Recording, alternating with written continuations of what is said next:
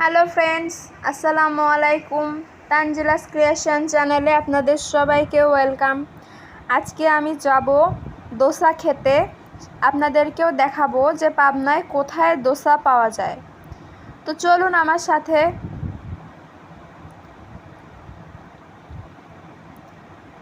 দেখতেই পাচ্ছেন আমি যাচ্ছি। আপনারা যারা পাবনায় থাকেন তারা তো এই রোডটা চেনেন। এটা হচ্ছে মেরিল বাইপাস রোড বলে। তো চলুন যাওয়া যাক। আর একটু সামনে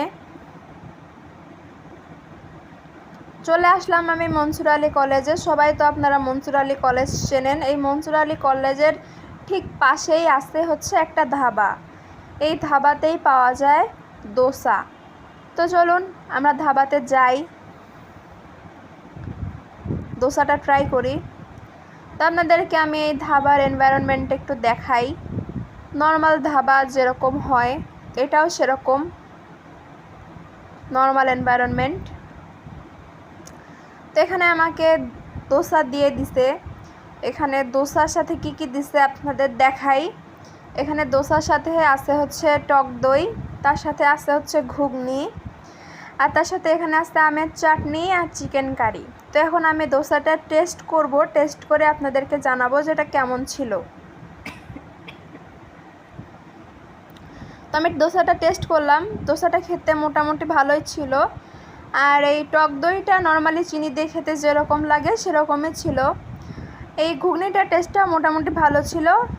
আর এই আমের চাটনিটা বেস্ট ছিল, এটা খেতে সব থেকে ভালো ছিল। আর চিকেন কারির টেস্টটা নর্মালি বাড়িতে আমরা যেরকম চিকেন কারি খাই তো সেরকমই ছিল। আর এই প্লেটারটার দাম ছিল হচ্ছে 100 টাকা।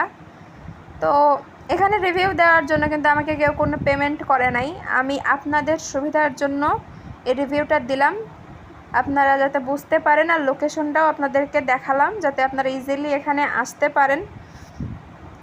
তো আপনাদের ভিডিওটা কেমন লাগলো আমাকে জানাবেন কমেন্ট করে। ভালো লাগলে লাইক করবেন, শেয়ার করবেন, আমার চ্যানেলটা সাবস্ক্রাইব করবেন। তো আজকের মতো আমি ভিডিওটা এখানেই শেষ করছি। Bye bye.